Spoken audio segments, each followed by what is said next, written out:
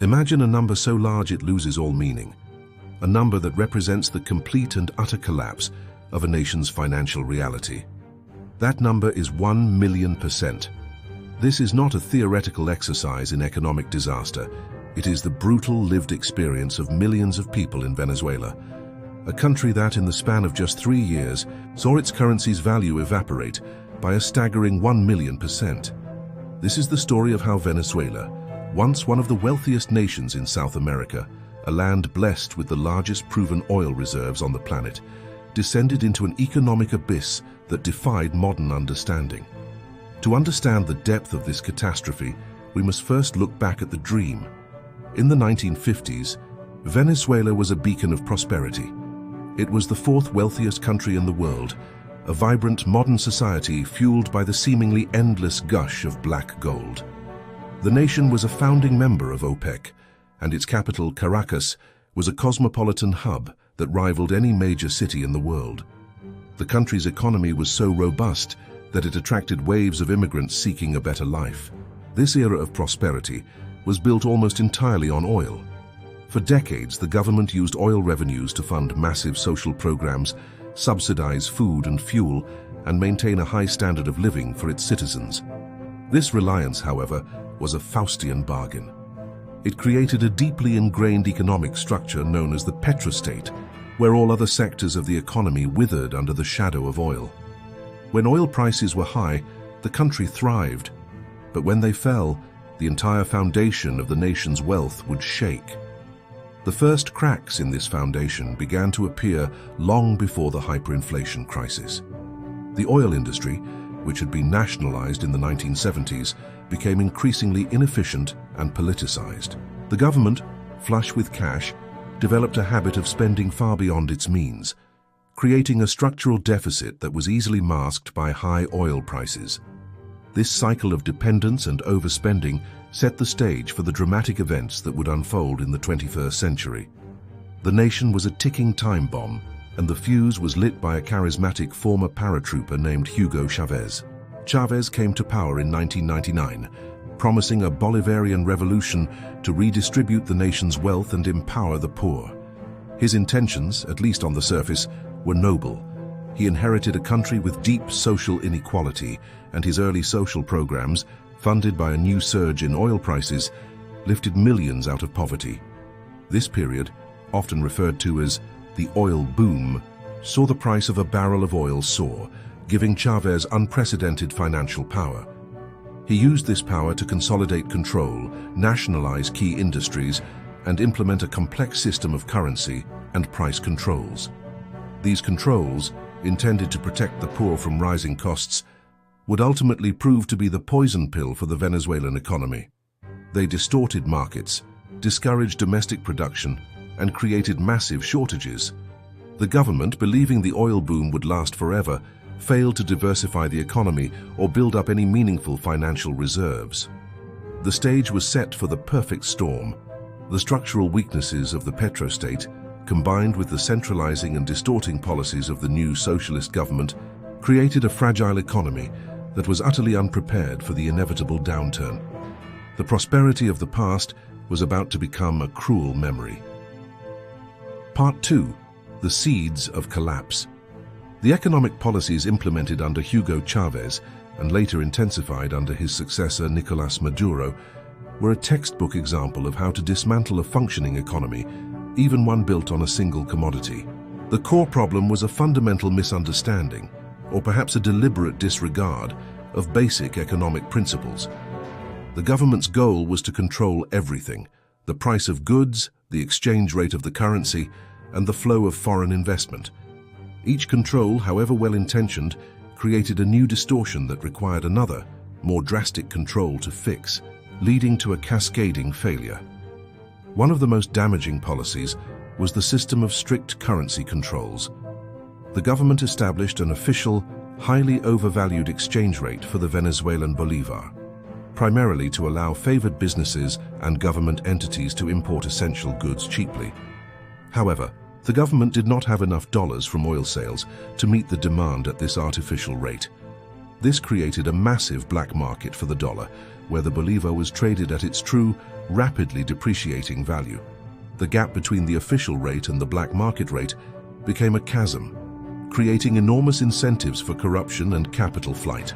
Anyone with access to the official rate could buy dollars cheaply and sell them on the black market for a massive guaranteed profit, effectively draining the nation's foreign reserves.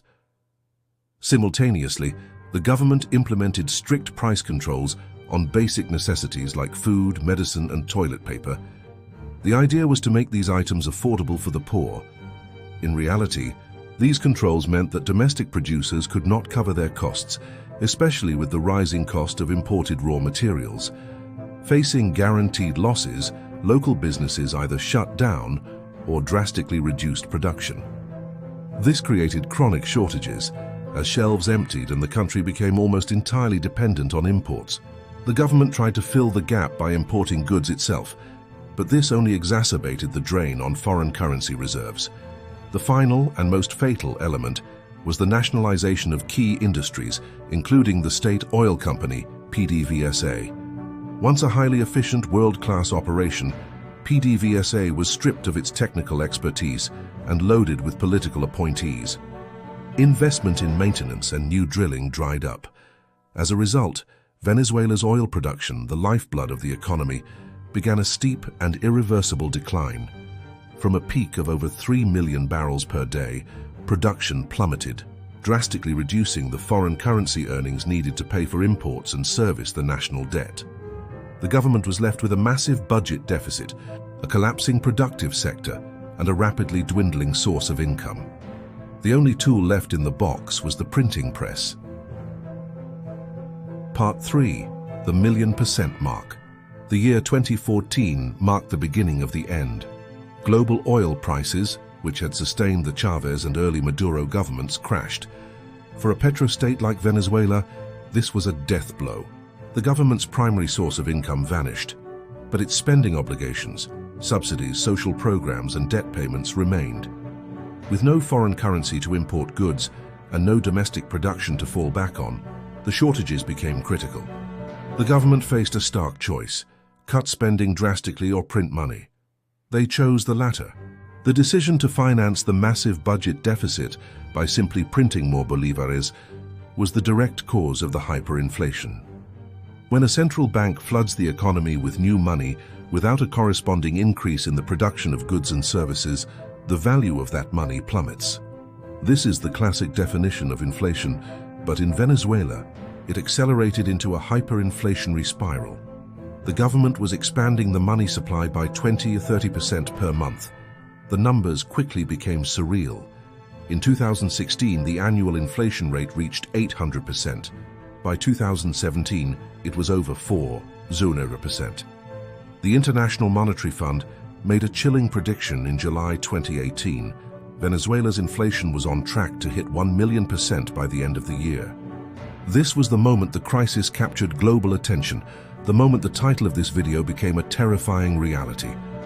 The 1,000% figure was a symbolic yet horrifying milestone that encapsulated the complete loss of faith in the currency. The effects of this hyperinflation were immediate and devastating. Prices were doubling every few weeks, then every few days. People were paid in bolívars, but they spent them in hours knowing that the money would be worth less tomorrow. Wages became meaningless. A month's salary could barely buy a single chicken. The bolívar was so worthless that people stopped using wallets and started carrying bags or even wheelbarrows full of cash just to buy groceries. The cost of printing the banknotes eventually exceeded their face value, leading to a bizarre situation where the physical currency itself was a burden. The economy rapidly dollarized out of necessity. People began to conduct transactions in US dollars, gold, or even through barter. The bolívar was relegated to small change, a relic of a failed economic experiment. The government attempted to mask the problem by repeatedly redenominating the currency, slashing 5 zeros in 2018 and 6 more in 2021. These moves were purely cosmetic. They changed the name of the currency and the number of zeros, but they did nothing to address the root cause: the government's continued reliance on the printing press to fund its operations. the hyperinflation continued, turning the lives of ordinary Venezuelans into a daily struggle for survival. Part 4. The collapse of society and the human cost. The economic collapse was not merely a statistical anomaly, it was a humanitarian disaster of epic proportions. The hyperinflation and the resulting shortages tore the social fabric of Venezuela apart. The most immediate and tragic consequence was the collapse of the healthcare system. Hospitals lacked basic supplies, gloves, antibiotics, even water and electricity. Doctors and nurses fled the country in droves, seeking better opportunities and a stable life elsewhere. Preventable diseases like diphtheria and measles, which had been eradicated, reappeared and spread rapidly. The lack of medicine meant that chronic conditions, such as diabetes and hypertension, became death sentences. Food insecurity became rampant, with domestic production crippled by price controls and imports severely restricted by the lack of foreign currency. Millions of Venezuelans faced starvation. The average Venezuelan lost a significant amount of body weight, a phenomenon tragically dubbed the Maduro diet. People resorted to scavenging, waiting in endless lines for subsidized food boxes, or relying on remittances from family members who had fled the country. Malnutrition rates, especially among children, soared to alarming levels, reversing decades of progress in public health. The infrastructure, once a source of national pride, crumbled. The state-owned electricity company, Corpoelec, failed to maintain the power grid, leading to nationwide blackouts that could last for days. Water services became unreliable. The oil industry itself, the supposed engine of the economy, was in ruins. Oil spills became common, and the lack of investment meant that the country could not even produce enough gasoline for its own domestic needs, leading to absurd situations where a nation with the world's largest oil reserves suffered from chronic fuel shortages. The despair and lack of opportunity triggered one of the largest mass migrations in modern history. Over 7 million Venezuelans, more than a quarter of the country's population, have fled the country since 2015, seeking refuge and work in neighboring countries like Colombia, Peru and Brazil, and further afield in the United States and Spain. This exodus represents a massive brain drain as doctors, engineers, teachers, and entrepreneurs left, further crippling the country's ability to recover. The crisis transformed Venezuela from a destination for immigrants into one of the world's largest sources of refugees. The human cost of the 1.00% inflation is measured not in zeros, but in lost lives, broken families, and a generation's worth of lost potential. Part 5.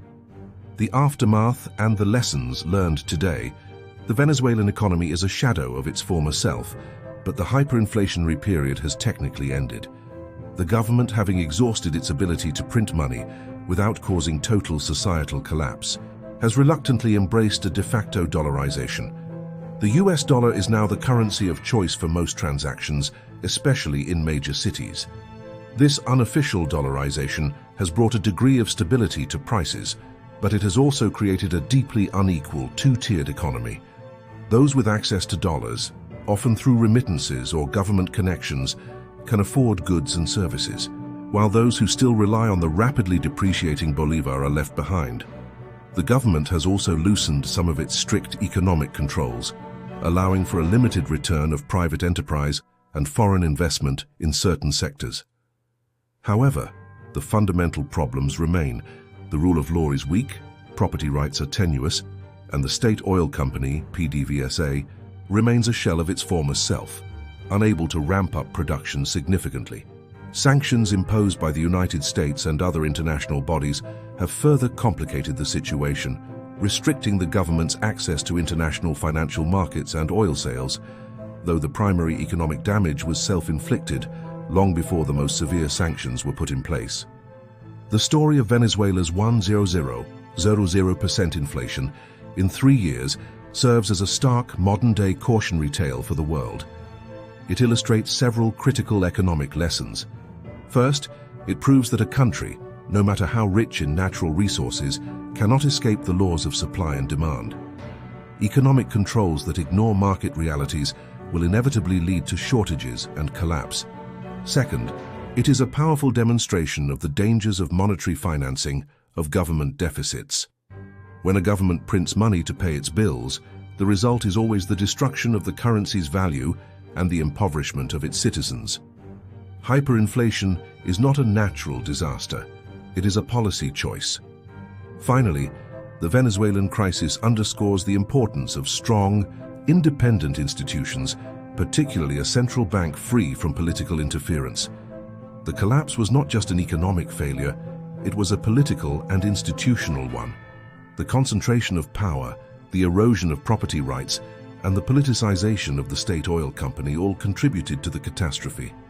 While the country may have exited the technical definition of hyperinflation, the path to true recovery is long and arduous.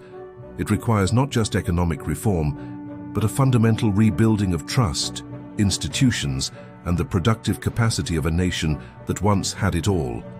The ghost of prosperity still haunts Venezuela, a chilling reminder of how quickly wealth can vanish when economic sanity is abandoned.